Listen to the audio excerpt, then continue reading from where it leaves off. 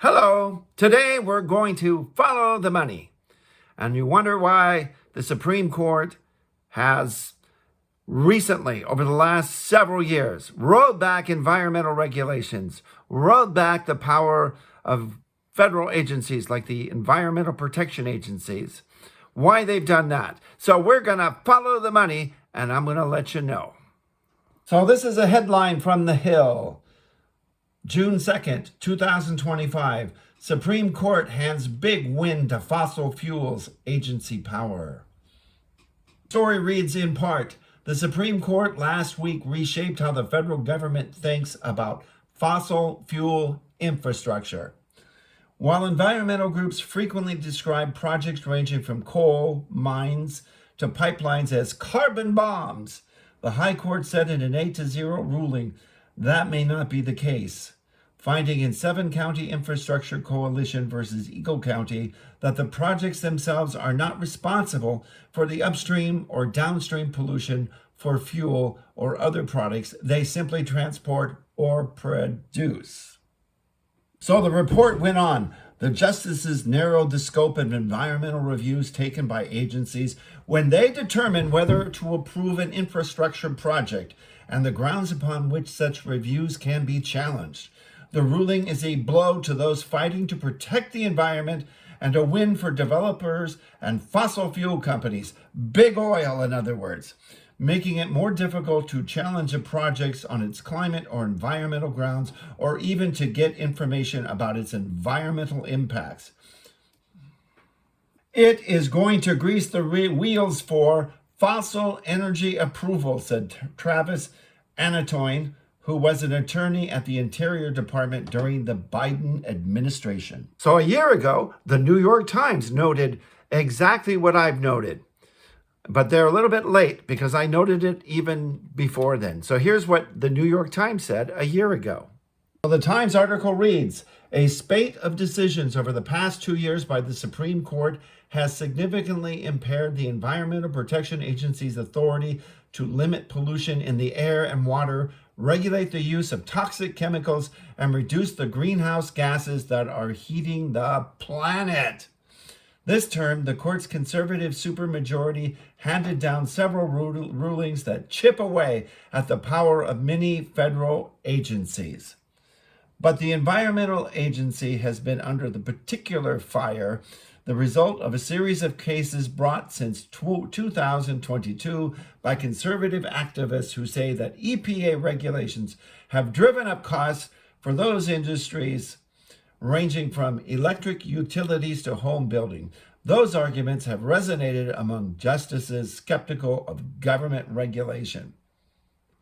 On Friday, the court ended the use of what is known as the Chevron doctrine, a cornerstone of administrative law for 40 years that said that courts should defer to government agencies to interpret unclear laws. That decision threatens the authority of many federal agencies to regulate the environment and also healthcare, workplace safety, communications, the financial sector, and more. For over 200 years, the Supreme Court has gone out of its way, many of the justices, the majority of justices, except for the years 1937 to 1969, maybe 1971, right in that area, 69 to 71. The court has extensively given billionaires, the wealthy, and their corporations vastly more constitutional rights than you, using make-believe. So, for example, you could look at the Citizens United decision in which the cornerstone of the court's decision favoring the billionaires and their corporations was that all shareholders of U.S. corporations are citizens of the United States. And they had to say that, otherwise no corporation in the United States would ever be able to hear their case in federal court. They'd have to go to state courts because foreigners have no constitutional right to sue anybody in federal court.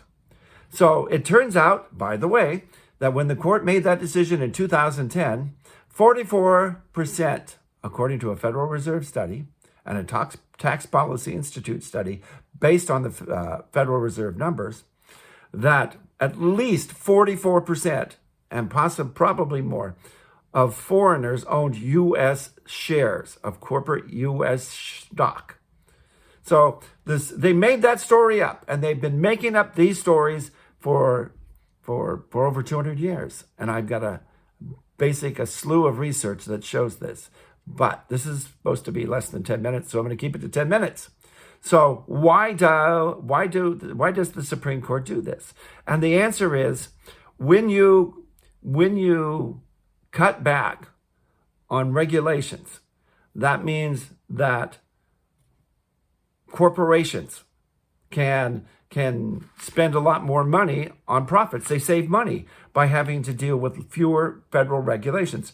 Anyway, so there is a reason why Supreme Court justices have gone out of their way to create fantasies or otherwise reduce the constitutional and political rights of the vast majority of citizens, while giving billionaires and their corporations vastly more constitutional rights.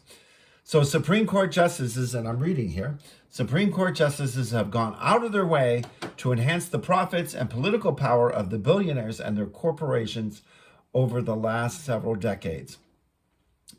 In, I believe it was 2022, in West Virginia versus EPA, restricted the Environmental Protection Agency's authority to curb carbon emissions. This ruling eliminated corporate expenditures needed to comply with the EPA mandate, thus enhancing the income and wealth of the billionaires via higher profits, share prices, and dividends.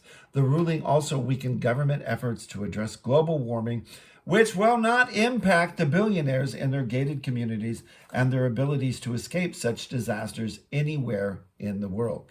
In other words, the Supreme Court is putting billionaire profits over clean air, clean water, and in many cases, the Constitution itself via fantasies.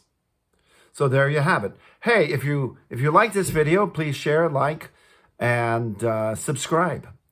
Now let's spread the word, because this station is all about follow the money and political corruption. And if you want more, well, please subscribe. Just hit this little button. Hit that cat right on the nose. He was like the meanest cat in the world until he died. I mean, he even fought death until he was like 22 years old. And check out videos over here. Either one will lead you to pretty much many of the different things that I'm dealing with on following the money. You want to follow the money? Check out these two videos. Thanks. Have a good day.